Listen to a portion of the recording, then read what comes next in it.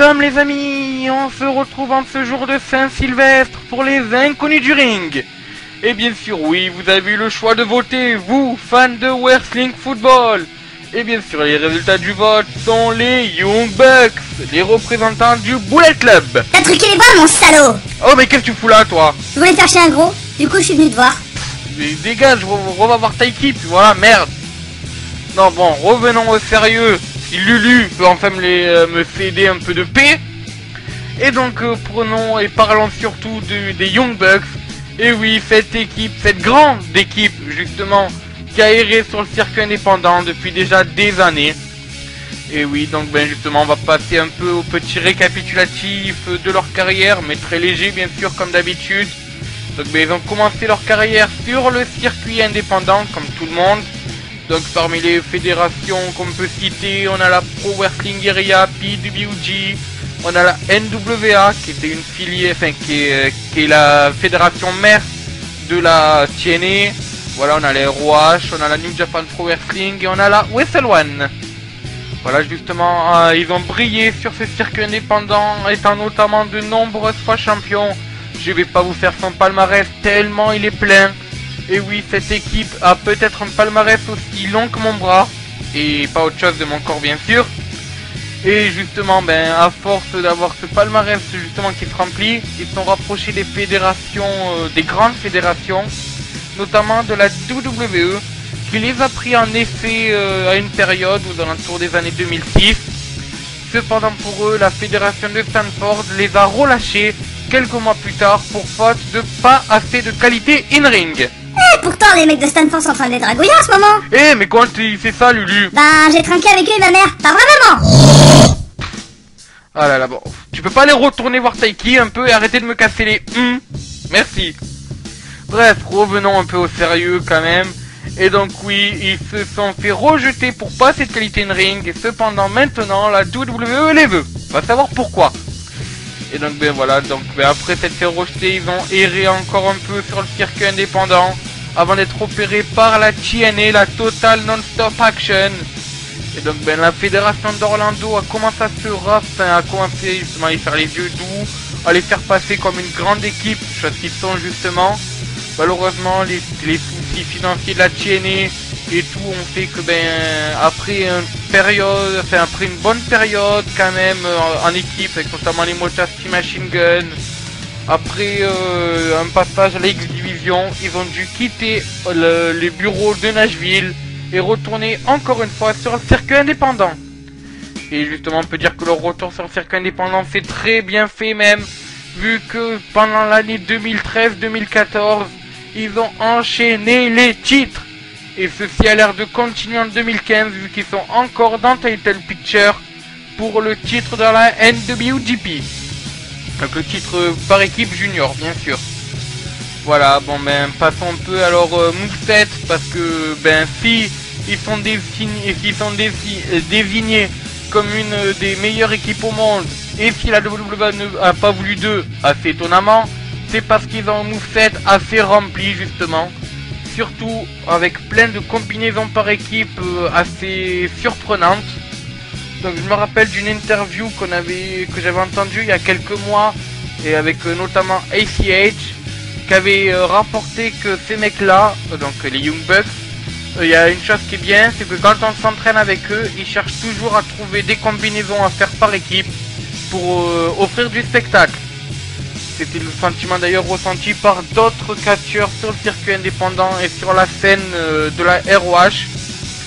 Et ça se voit justement vu que parmi les principales combos qu'on peut voir avec les Young Bucks, on a ce 450 pile driver. Donc en fait Matt tient son adversaire comme pour porter un Thompson pile driver. Et Nick saute donc depuis une troisième corde, depuis une échelle, pour partir en 450 splash. Et donc il atterrit qu'en fait il écarte les jambes et il aide son partenaire à baisser la tête de son adversaire. Voilà. On a bien sûr le twinning neck breaker, mais avec le petit coup de genou derrière, c'est-à-dire que Nick se met donc genou en avant, et Matt part pour un spinning neck breaker. La nuque de son adversaire tombe sur le genou de Nick. Voilà, on a tout ce qui est enchaînement aérien, c'est-à-dire que par exemple on a Nick qui va faire un moonsault et Matt qui va partir pour un faux 50 splash. On a pareil avec les moonsaults, voilà, ils sont très aériens. Et surtout, ils ont lancé une mode grâce à leur prise de finition. C'est le super kick, bien sûr, leur prise de finition et leur mode. Une mode qui s'est très bien étendue sur le web d'ailleurs, c'est la super kick party. C'est-à-dire qu'en fait, le but de cette mode, entre guillemets, c'est que lorsque les Young Bucks combattent, on doit chanter super kick, et donc les Young Bucks doivent essayer de faire le plus de super kick possible en un match. Alors des fois ça réussit, des fois ça réussit pas. Et ben, je peux vous dire que quand on tombe contre des équipes comme les Red Dragon ou les Briscoe, les super kicks ça les enchaîne. Et ça c'est beau à voir d'ailleurs. Et chers détracteurs du super kick, cher anti-Ziggler que l'on salue, et ben vous savez quoi, j'ai deux mots pour vous, fuck it. Voilà, ça c'était un petit message représenté et sponsorisé par le Bullet Club. Donc ben cette mode, comme j'ai dit, a vraiment enflé sur le web. Vous pouvez voir là quelques animations et quelques images repérées sur les premières pages de Google, rien que lorsque on tape super kick. Et pourtant, je peux vous dire qu'il y en a beaucoup d'images de super kick vu le nombre de catcheurs qu'en font. Mais bon, voilà, les Young Bucks restent dominants dans ce domaine-là. Et bon, ben voilà, sinon, ben pour revenir un peu aux Young Bucks, on espère bien sûr que leur année 2015 soit plus dorée que l'année 2014, ce qui sera assez dur à faire vu le nombre de ceintures qu'ils ont récupérées. On espère revoir de grandes rivalités. Bon là, à première vue, leur cible devrait être les Time Splitters et les Forever Hooligans. Mais on sait que sur la New Japan, sur le circuit de la New Japan Pro Wrestling, il y a beaucoup de grandes équipes. La Tenkonji qui était notamment un des choix possibles des votes. Et mais il y en a d'autres, hein. Il y a Chaos aussi. Il y en a bien d'autres. À la ROH, ils ont toujours les Red Dragon, ils ont toujours les Briscoe, ACH, Matsidal, bien sûr, le DK, et plein d'autres équipes encore, parce que ben voilà, c'est les Young Bucks et que tout le monde veut les affronter. Je m'inquiète pas pour eux. Et puis ben voilà, j'espère vraiment que leur année 2015 soit très très bien pour eux. Voilà, bon mais sur ce, moi je vous souhaite de passer encore de très bonnes fêtes de fin d'année. Voilà, on se retrouve donc l'an prochain, c'est-à-dire demain, pour un Indie Tour. Et puis ben voilà, toute la semaine aussi il y aura des Indie Tours. Dimanche vous aurez des TN Info comme d'habitude. Et puis ben voilà, et mercredi prochain, les inconnus du ring sera sur Briscoe. Voilà, ben avant de finir bien sûr, je vous rappelle que comme d'habitude vous pouvez suivre un match des Young Bucks, le lien sera dans la description. Et je peux vous dire que je vous ai concocté un truc, franchement, ne quittez pas les yeux de l'écran, ça va bouger.